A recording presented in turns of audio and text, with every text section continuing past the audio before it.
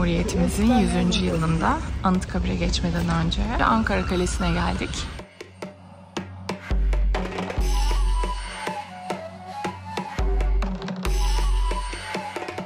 Ankara'da tarih öncesi çağlardan itibaren yerleşim olduğu bilinse de kale bölgesindeki yerleşime ait ilk bulgular M.Ö. 3. yüzyılda Galatlar dönemine tarihlenmektedir.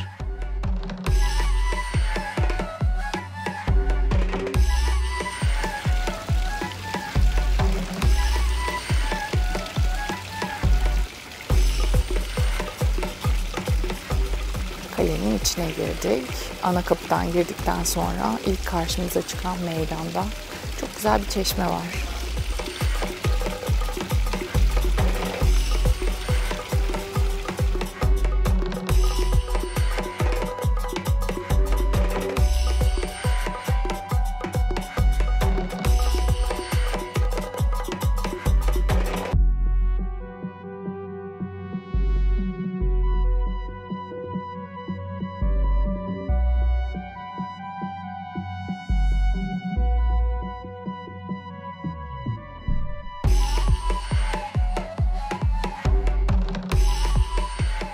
M.Ö. 25 yılında Augustus'un fethiyle başlayan Roma döneminde surlar içindeki konut dokusu artmaya başlamıştır. Milattan sonra 4. ve 5. yüzyılda bölge kentin merkezlerinden birisi haline gelmiştir. Kale surları da bugünkü biçimine bu dönemde kavuşmuştur. Kale bölgesinde kerpiç ve ahşaptan inşa edilmiş geleneksel Ankara evlerinde testere olarak adlandırılan Ankara'ya özgü çıkma kullanılmıştır. 19. yüzyılda ve 20. yüzyıl başlarında yaşanan yangınlar sonucu kale ve çevresi ciddi zarar görmüş ve merkez olma durumunu kaybetmiştir.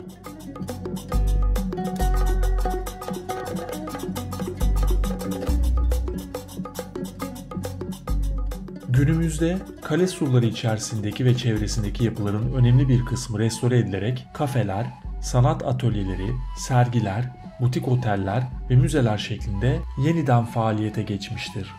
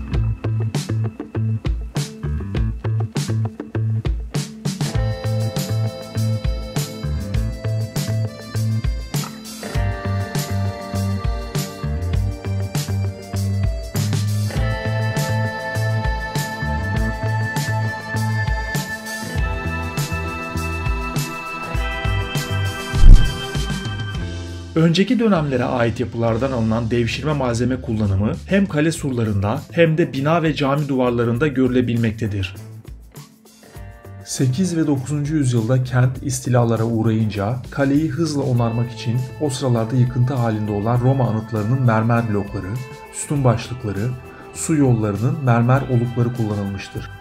Kale yapısında rastlanan heykel, lahit, sütun başlıkları kalenin yapımı ve onarımında etrafta bulunan malzemelerden yararlanıldığını göstermektedir.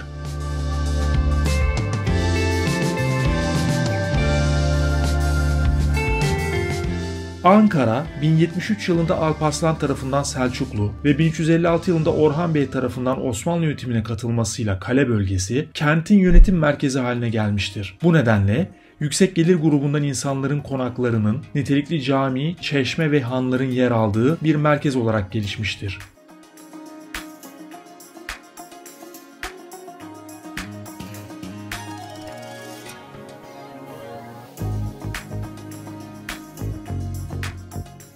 Sultan Alaaddin Camii iç kalenin girişinde yer alır.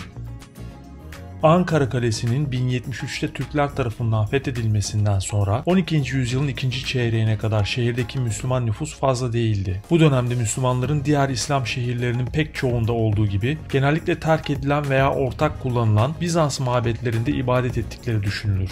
12. yüzyılda Selçuklu Meliki Muhyiddin Mesud tarafından yaptırılmıştır. Ankara'nın en eski camisidir. Cami 2. Alaaddin Keykubat döneminde onarılmıştır ve bu yüzden Alaaddin Camii olarak bilinir. Osmanlı Sultanı 2. Murat devrinde de onarım görmüştür. Çivi çakmaların kullanıldığı sahte kündekari tekniğiyle yapılmış ahşap minberi, kuzeydeki son cemaat yeri ve onun üstündeki kadınlar mahfeliyle sanat tarihi açısından önem taşımaktadır. Anadolu'daki son cemaat yeri ve üst katta kadınlar mahfeli olan ilk camidir.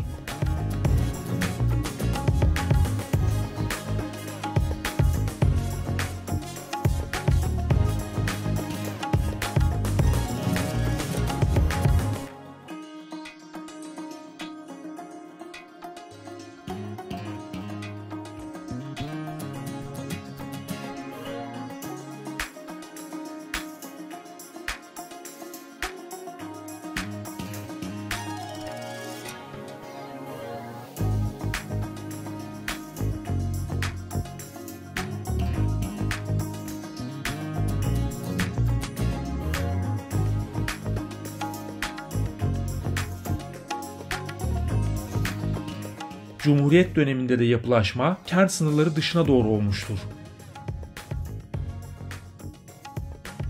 Günümüzde kale ve çevresinin yeniden canlandırılması ve korunması için Ankara Büyükşehir Belediyesi tarafından çalışmalar sürdürülmektedir. Osmanlı Padişahı Kanuni Sultan Süleyman döneminde inşa edilen Çengelhan, Mihrimah Sultan'ın eşi, damat Rüstem Paşa tarafından 1522'de yaptırılmıştır. Ankara Kalesi'nin ana giriş kapısının karşısında eskiden at pazarı olarak bilinen mevkide yer alır. Çeşitli dönemlerde tiftik deposu ve tabakhane olarak kullanılmıştır. Çengelhan, Rahmi Koç Müzecilik ve Kültür Vakfı tarafından kiralanarak restore edilmiş ve 2005 yılından itibaren sanayi müzesi olarak hizmet vermeye başlamıştır. Müzede eski dönem esnaf ve zanaatkarların dükkanları yeniden hayata geçirilmiştir.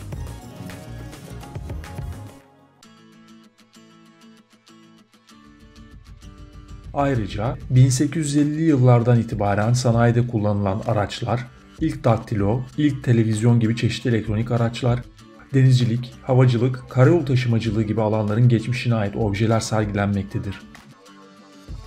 Müzedeki eserlerin çoğu Rahmi Koç koleksiyonundan bağışlanmıştır. Müzedeki en değerli eserlerden birisi geçici bir süre burada sergilenmek üzere getirilmiş olan Ankara tablosudur. Tabloda Ankara'nın bilinen en eski hali resmedilmiştir. Önceleri Halep olduğu düşünülmüştür. Fakat Profesör Doktor Semavi Eyice'nin tabloda resmedilen tiftik geçilerinin Ankara yöresine ait olduğunu ispatlaması üzerine tablonun adı 1970 yılında Halep tablosu yerine Ankara tablosu olarak değiştirilmiştir.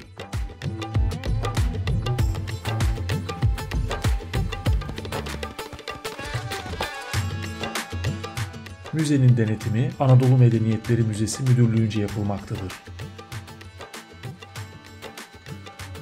Kolay gelsin. Döneriniz çok güzeldi. Neden ismi Beşiktaş? 73 yıllık bir mekan. Biz de 3. kuşağız. Dedem Gül öyle demiş, babam Gül öyle demiş. Biz de öyle devam ediyoruz arkasından. Var mı böyle bir Beşiktaş tutma? Tabii ki var. Tabii ki. O yüzden Tabii belki o de yüzden, Beşiktaş. Mutlaka. Beşiktaş'ta zaten fanatik olmaz. Her takımı seviyoruz. Her müşterimize de büyük sevgiyle hizmet ediyoruz. Peki, çok teşekkürler. Teşekkür ederiz. Saygılar. Her Sağ zaman olun. bekleriz. Sağ olun. Döneri gerçekten güzeldi. Sonra bir de Hamsiköy fırın sütlaç yedik. O da güzeldi.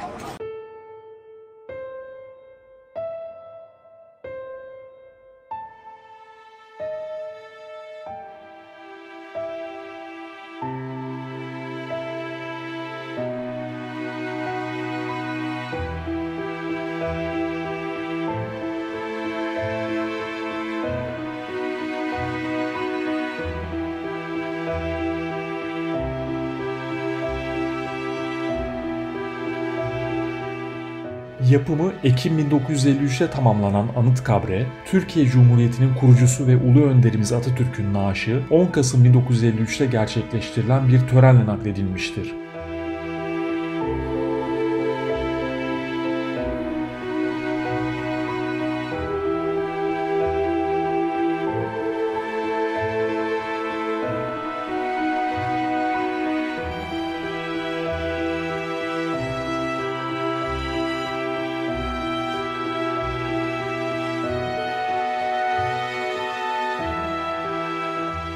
Komplekse giriş Aslanlı Yol tarafından yapılır.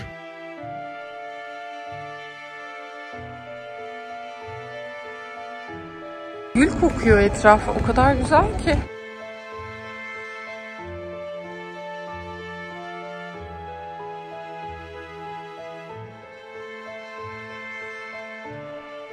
Ve bu yolun sonunda tören meydanı yer alır.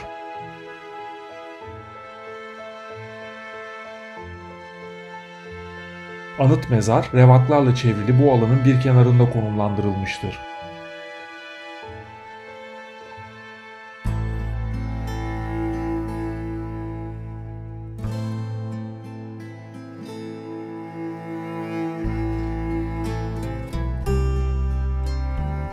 Kompleksteki ana yapı olan anıt mezar binasının Şeref Holü olarak adlandırılan kısmında Atatürk'ün sembolik bir lahtı yer alır. Atatürk'ün naaşı bu yapının alt katındaki mezar odasında defnedilmiştir.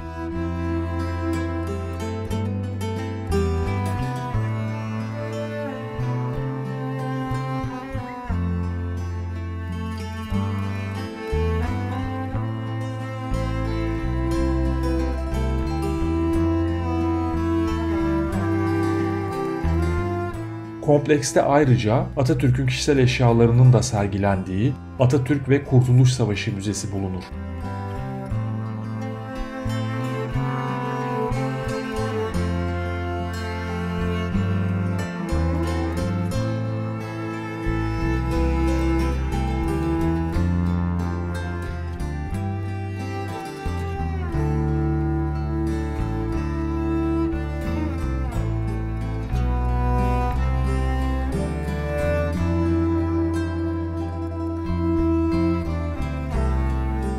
Atatürk'ün silah arkadaşı ve ülkemizin ikinci Cumhurbaşkanı, Milli Şefimiz İsmet İnönü'nün kabri de Anıtkabir'dedir.